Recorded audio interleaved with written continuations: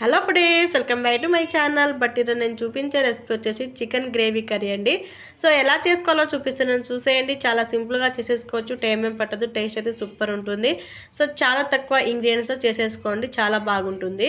So process చూపిస్తాను, చూసేయండి. First gas మీద ఒక కళాయి పెట్టుకొని హీట్ అయిన తర్వాత 2 టేబుల్ స్పూన్ వరకు ఆయిల్ వేసేసుకోండి. ఆయిల్ వేసుకున్న తర్వాత ఒక చిన్న బిర్యానీ ఆకు తీసుకొని వేసేసుకోండి. సో దాంట్లోనే కట్ చేసుకున్న మిర్చీలు అలాగే ఆనియన్ ముక్కలు వేసేసుకొని మంచిగా ఆయిల్లో ఫ్రై చేసేసుకోవాలి.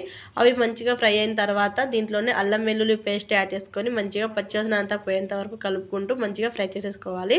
సో చేసుకున్న తర్వాత ఈ చికెన్ అనేది నేను ఫస్ట్ వాష్ చేసుకుని దీంట్లో కారం, ఉప్పు అలాగే పసుపు వేసుకొని కొంచెం ఆయిల్ వేసేసుకొని ఒక టేబుల్ స్పూన్ నింపుగా కలిపేసుకొని ఒక హాఫ్ అన్ అవర్ ముందు మనం పెట్టేసుకోవాలండి.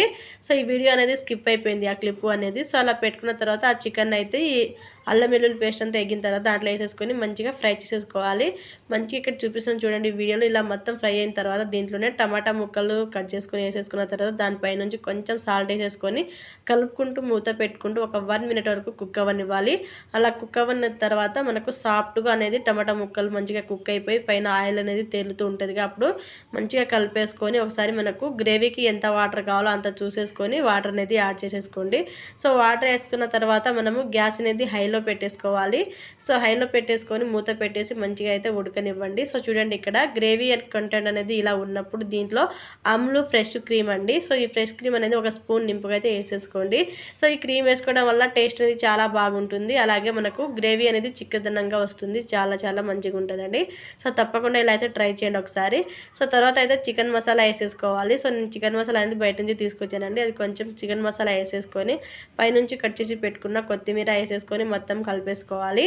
సో హైలో పెట్టుకొని ఇలా అయితే మీరు చేసేసుకోండి. సో అలా మనకు గ్రేవీ చిక్కగా అయిపోతున్నప్పుడు మనకు కనిపిస్తుంది కదా, ఇలా ఉన్నప్పుడు అయితే స్టవ్ అయితే బంద్ చేసేసుకోవాలి.